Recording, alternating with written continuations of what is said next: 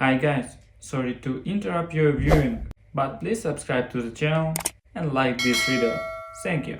My mom always used to say, family shares everything, and for the longest time, I thought that was a beautiful idea, something sacred that bound us together. Growing up, I thought it meant passing mashed potatoes around the dinner table, swapping sweaters with my cousins, and taking turns in the beat-up station wagon when someone needed a ride. I never questioned it. I just nodded along like a good daughter should, because in my mind, sharing was something you did because you loved people. But over time, I learned something they don't put in embroidered quotes on the wall. When someone says we share everything, they don't always mean it evenly. My brother Josh and I are 3 years apart. I was the quiet one who followed the rules, the kid who never caused trouble, while Josh had a way of bending reality to fit whatever story he wanted to tell. He was charming. The kind of charming that makes you think twice about blaming him, even when you catch him red-handed. Teachers, neighbors, girlfriends, even my parents, he could spin his latest screw-up into something romantic and brave. Like the time he dropped out of college to chase innovation. That's how he put it, innovation. He ended up in a friend's basement for a year trying to invent some kind of phone charger that ran on body heat. Mom called him a visionary. I called him unemployed. I was the one who got good grades, went to state college, worked 2 jobs, and paid off my loans before 30. I saved. I didn't travel or splurge. I didn't even take a real vacation until my 35th birthday, and even then, I flew economy and stayed at a motel with paper-thin walls and a broken vending machine. Josh, meanwhile, had started and failed at 4 different businesses.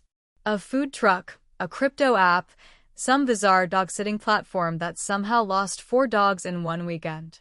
Every single time, my mom would sigh, press a hand to her chest like it physically hurt her, and whisper, "He just needs a little help." Then the we talk would start. We have to support each other. We're family. We share everything. That's what she said when Josh showed up one night last year, eyes puffy, face scruffy, with a cardboard box full of paperwork and a business plan printed on the back of a Dunkin' Donuts receipt. I was visiting for a weekend, helping Mom set up a new Wi-Fi router when he barged in, begging for a lifeline. "Just a little loan to get things started," he said. "This one's the real deal." I knew that look. I'd seen it after every single collapse. And I also knew Mom would say yes before he even finished the pitch. What I didn't know, what nobody told me until it was far too late, was that this time, the loan wasn't coming out of her savings. It was coming out of mine. The thing is, my dad passed away 3 years ago, and before he died, he set aside a chunk of money, about $300,000, intended just for me. He told me about it once, in a weirdly serious tone for a guy who used to sneak me extra cookies when Mom wasn't looking. "It's not because I love you more," he said. "It's because I trust you to build something real." I never touched it. I let it sit in the trust fund, collecting dust and interest, saving it for the day I could open the small business I'd always dreamed of. A little book cafe, cozy and warm, with mismatched chairs and strong coffee. My name on the lease. A place that was mine. Turns out, that place now has Josh's fingerprints all over it. I found out on a Wednesday of all things. Just a random, gray, nothing special Wednesday. I was going through my mail and saw a thick envelope from the family's financial advisor. My first thought was taxes. My second thought was maybe something about my dad's estate I'd forgotten. But when I opened it, the words slammed into me like a brick wall. Remaining balance of trust as of April, $14,362. 14,000. Out of 300. I blinked. I reread the line at least 4 times, thinking maybe I'd misread a 0 or missed a decimal. But no, that was it. I called the advisor immediately, my hands shaking so bad I could barely dial. He was polite, but cautious. Said Mom had requested a full withdrawal the month prior, saying the funds were being reallocated to support a family business venture. And because the trust had her name as co-trustee after Dad passed, she had full access. I didn't scream. I didn't throw the phone. I didn't even cry. I just sat on the kitchen floor for a while, listening to the hum of my refrigerator, wondering how the hell I was supposed to move forward when my own mother had quietly gutted my future and handed it over like it was nothing more than pocket change. I drove to her house that night. No warning, no phone call, just rage in my chest and the printout in my hand. She answered the door in her robe, hair up in a towel, and smiled like I'd come over to borrow sugar. I held out the papers. I didn't say a word. "Oh," she said, after skimming it for half a second. "Yes, we needed to help your brother.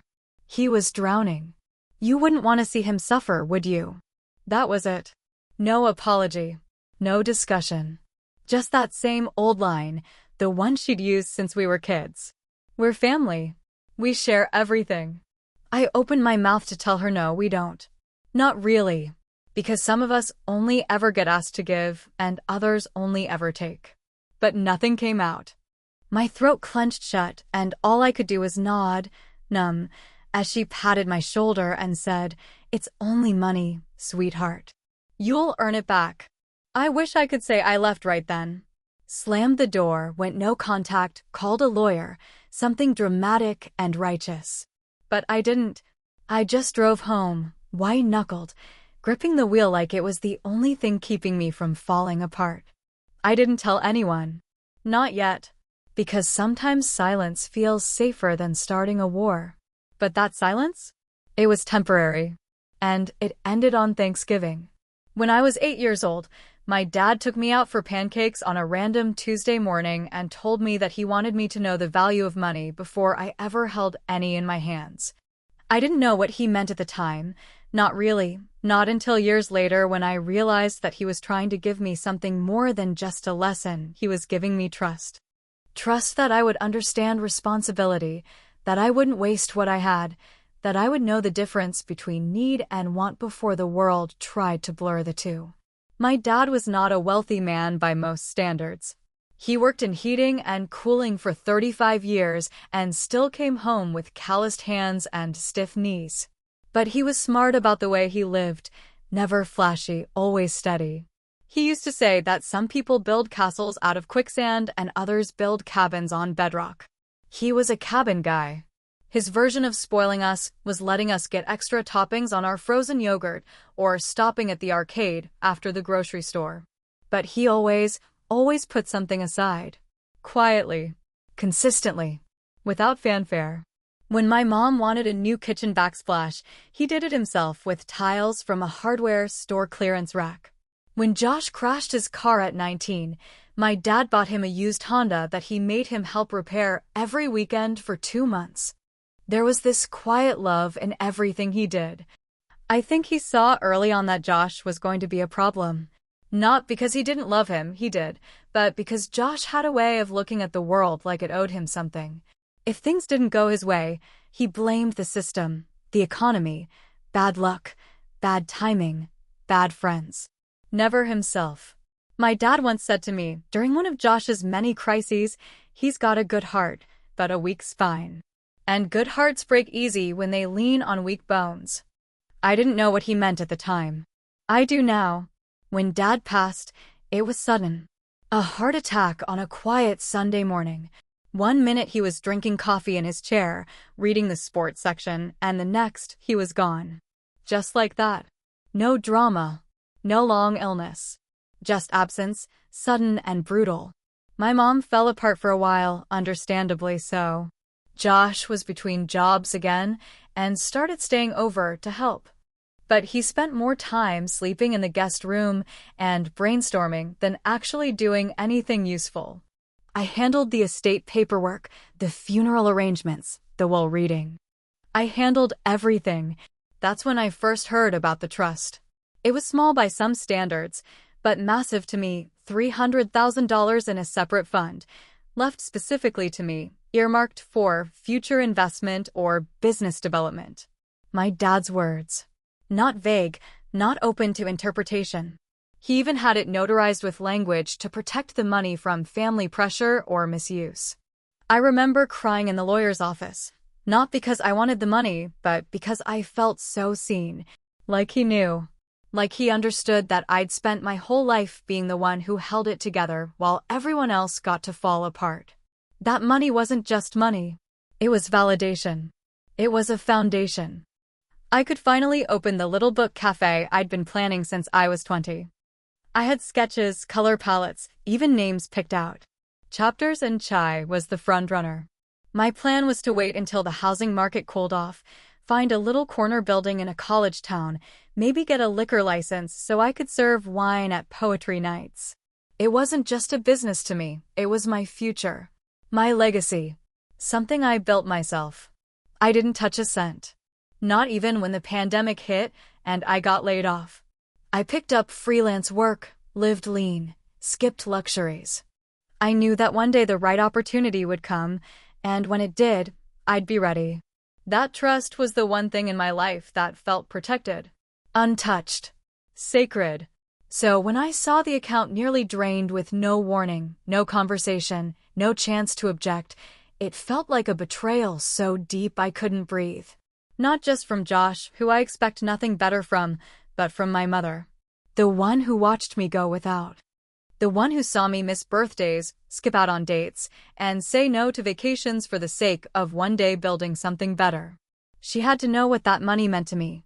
She had to know. I confronted her again a few days after I found out. Not with fire this time, but with tired eyes and the question that had been clawing at my insides. Why? Why would she do it? Why didn't she at least call me first? She didn't try to deny it. She didn't even seem all that surprised I knew. She sat at the kitchen table, holding a mug of cold tea, and stared out the window like she was watching someone else's life. Then she said the words that burned hotter than anything Josh ever said or did. He needed it more. That was it. That was her reasoning. Josh needed it more. I wanted to scream. I wanted to flip the table, to yell about fairness and loyalty, and how once again, I was being punished for being the stable one. But all I could do was stare at her and think about how those 4 words explained everything and nothing all at once. He needed it more. I left that night knowing something inside me had shifted, like a gear had clicked in my soul, and everything was turning in a new direction. I wasn't angry, not yet. Not the kind of angry that burns hot and fast. I was something colder. Something clearer. I still hadn't told Josh I knew. And at that moment, I decided I wouldn't say anything at all. Not until I was ready to make it count. Thanksgiving used to be my favorite holiday. No gift-giving pressure, just food, family, and an excuse to disappear into my aunt's den with a glass of wine and a plate full of stuffing while someone inevitably fell asleep to football. But this year, as soon as I pulled into my mom's driveway, the decorations on the porch already made my stomach twist. Josh had gone overboard, again, big inflatable turkeys, string lights that blinked with the American flag's colors for some reason, and 2 brand-new SUVs parked like showroom models in front of the garage. The whole place looked like a dealership trying to get in the holiday spirit. The invitations had come 3 weeks earlier, but Josh was the one who sent them out this time, not Mom. A digital invite, of course, with one of those cheesy gold letter fonts and a background photo of him standing in front of some office building in sunglasses and a blazer like he was running for office. Thanksgiving at our place, celebrating family and success. That word, success, sat on my tongue like a mouthful of rust. He included the phrase business casual at the bottom of the invite, which made no sense for a family dinner, but I guess when you think every dinner is a pitch meeting, nothing's casual anymore. I hadn't said anything about the money since that night Mom told me he needed it more. I'd smiled through texts, kept my distance, went about my life trying not to choke every time I saw a reminder of what I'd lost. Every time I saw a for lease sign on a corner lot that would have been perfect for my bookstore, or when I saw some influencer start a podcast and get sponsored in 6 weeks. I stayed quiet. I let them live in the fantasy. But the thing about fantasy is, eventually, it bumps up against reality, and reality is a bitch when she finally decides to RSVP. Josh greeted me at the door with that toothy grin of his, the same one he used to flash at teachers after bombing a test. He was wearing a tailored blazer over a turtleneck, holding a glass of bourbon like he'd just stepped out of a Thanksgiving episode of some prestige HBO drama. He hugged me like he hadn't gutted my future with a smile. "You look great, Ratch," he said, like we were close, like nothing had happened. I just nodded and told him the turkey better be moist. The house was packed. Aunt Carol was already tipsy and talking to a plant like it owed her money. My cousins, who usually wore sweatpants to dinner, were dressed like they were meeting the Pope. The dining room table had gold-rimmed plates, and there were floral arrangements with little dollar signs tucked into them like some kind of twisted Monopoly board centerpiece. I walked into the kitchen to grab a drink, and there on the counter was the thing that finally cracked my silence, the espresso machine. Not just any espresso machine. The exact one I had pinned to my one-day board for the cafe. The same model I had tested at a trade show the year before. The one that cost nearly $3,000 and had a copper finish and temperature stability settings so precise it could make a grown barista cry. And there it sat on my mother's counter with a tiny card next to it that read, "Thanks for everything, love, Josh." My hands went cold. My spine went hot. I looked around and noticed the gifts piled near the fireplace, gift bags, all perfectly tied, with names on them. I took one labeled Uncle Tom and peeked inside. A MacBook. A freaking MacBook. There were others with designer bags, watches, even what looked like concert tickets in gold envelopes. This wasn't just generosity. This was a show. And every seat in that house was his audience. Dinner was a blur of small talk and forced laughter. Josh held court at the head of the table, swirling his drink, talking about the startup and angel investors and growth projections like he knew what any of those terms meant. Mom hung on every word like he was reading from the gospel. She looked 10 years younger, just basking in his glow. And then, just as the pumpkin pie was being served, he stood up, tapped his fork on a wine glass, and raised it high. "I just want to say how grateful I am," he began, flashing that polished smile. "For this family, for this support system, and for the ability to finally turn things around. You all believed in me, and it paid off. So let's raise a glass to success." The table cheered. Even Aunt Carol clapped with one hand while trying to fix her eyelash. I didn't move. I just stared at the espresso machine through the kitchen doorway like it might start speaking in tongues.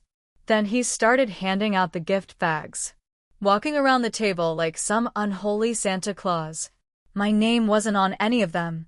That didn't even surprise me. But then I saw it. The last bag he handed out was to Mom. Inside was a small, velvet box. She opened it slowly, gasped like a woman in a commercial, and pulled out a diamond bracelet, one she had admired once in a catalog. Josh winked. "Thought you deserved something sparkly after all your help." That was it. The moment broke something in me. I stood up, pulled out the manila envelope I had stashed in my purse. The one with the trust withdrawal records, the wire transfers, the checks signed by my mother, the timestamps and bank statements, every goddamn page of it. I slapped it down on the table like a royal flush.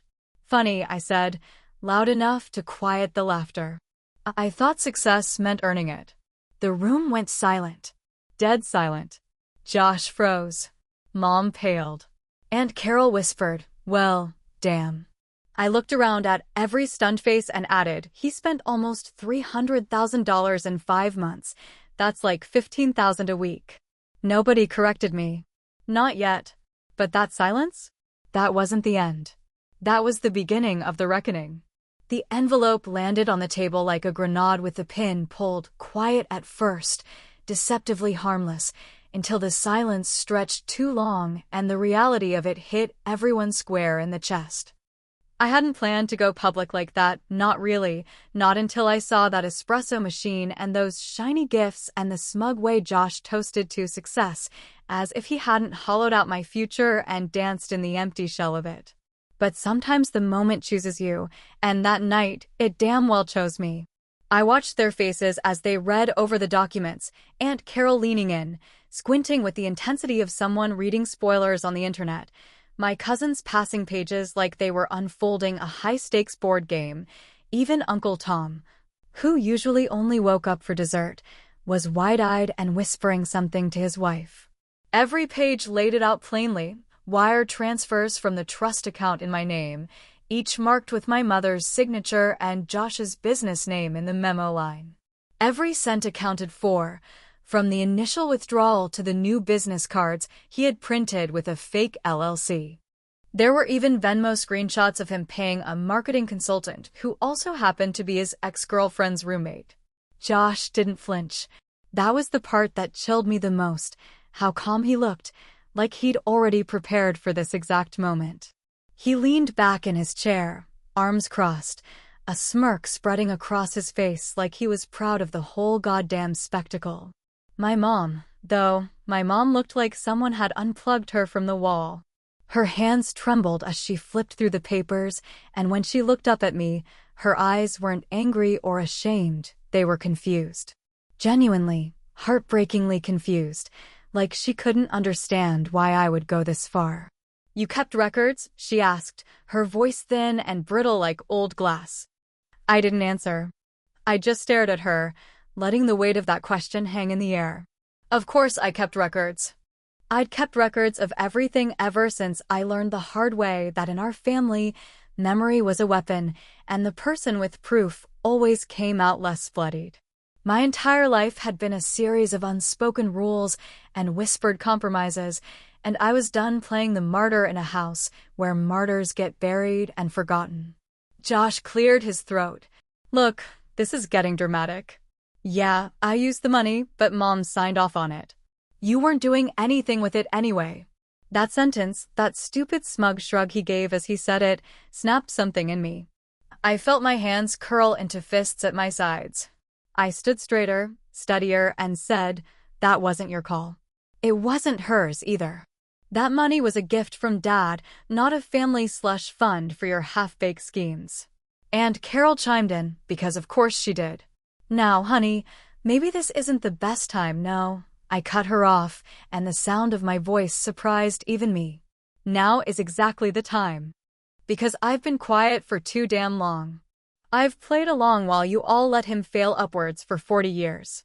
I've smiled while he stole. I've swallowed my anger and shown up for birthdays and barbecues while you all celebrated him like some prodigal son when he's nothing more than a glorified leech." Josh laughed under his breath, and that's when I pulled out the second envelope from my bag. This one was smaller, older, and sealed with the same red wax Dad always used when he sent letters for special occasions. I held it up for everyone to see.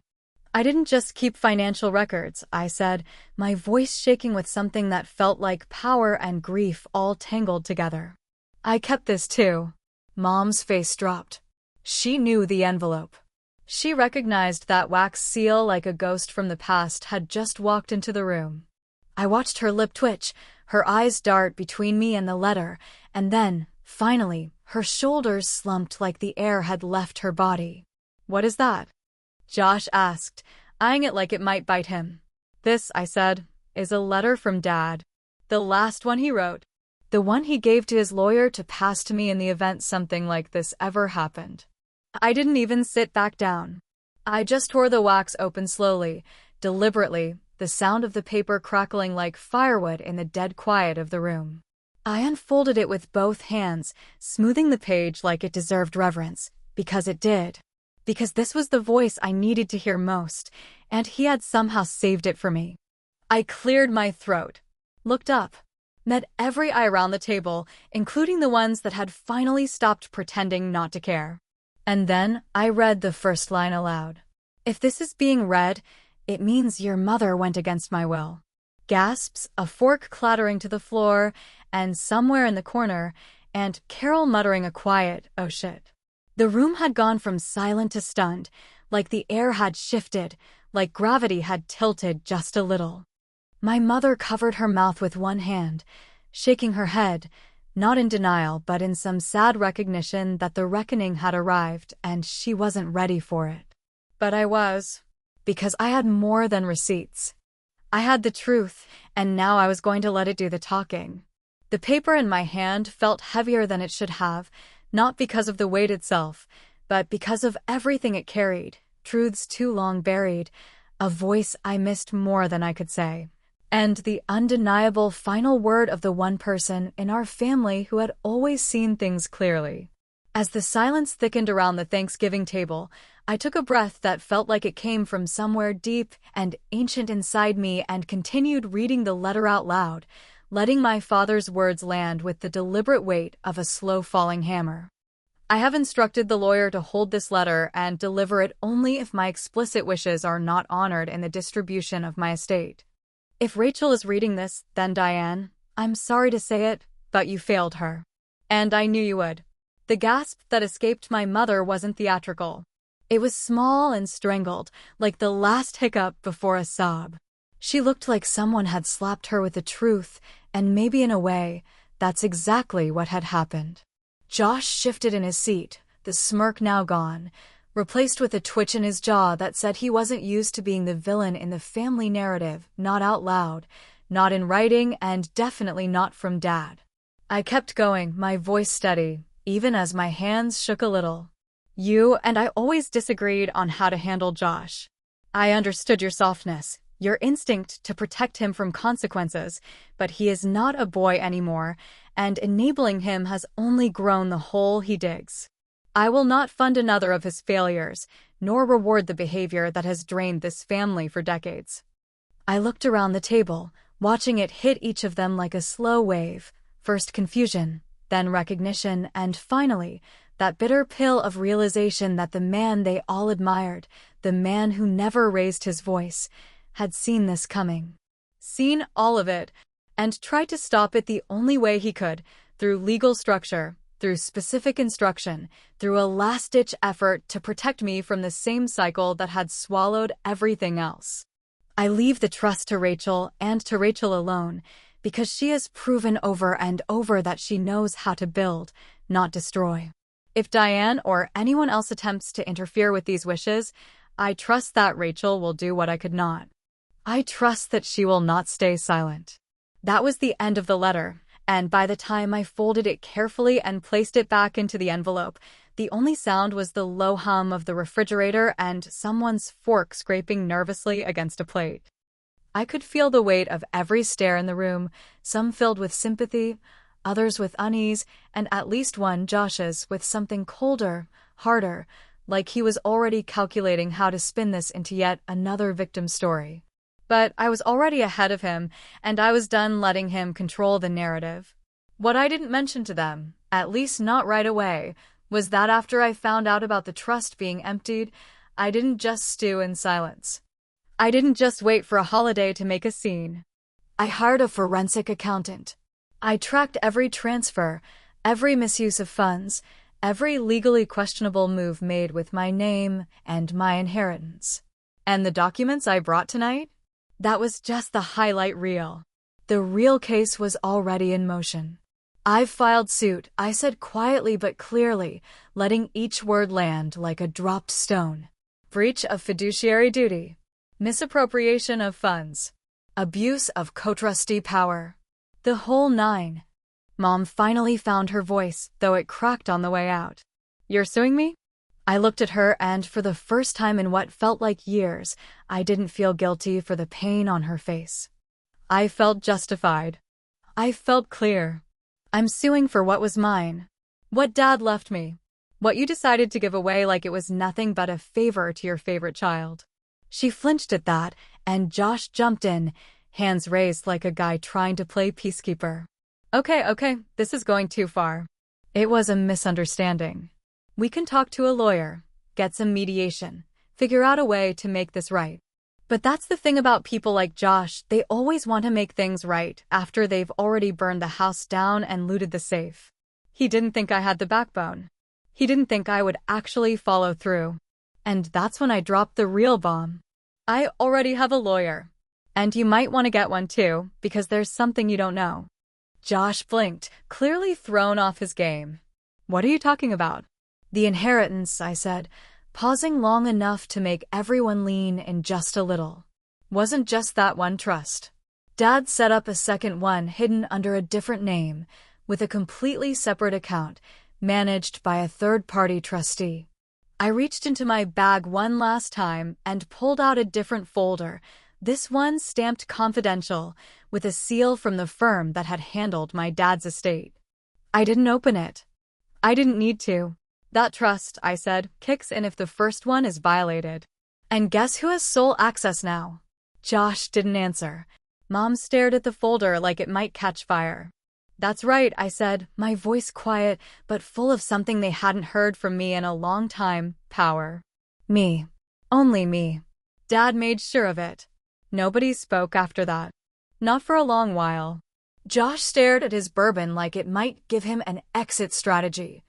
Mom just looked older than I'd ever seen her, like the years of denial had finally caught up all at once. I stood, gathered my things, and before walking out, I looked over my shoulder and said the last words I'd been holding for far too long. Dad didn't just leave me money.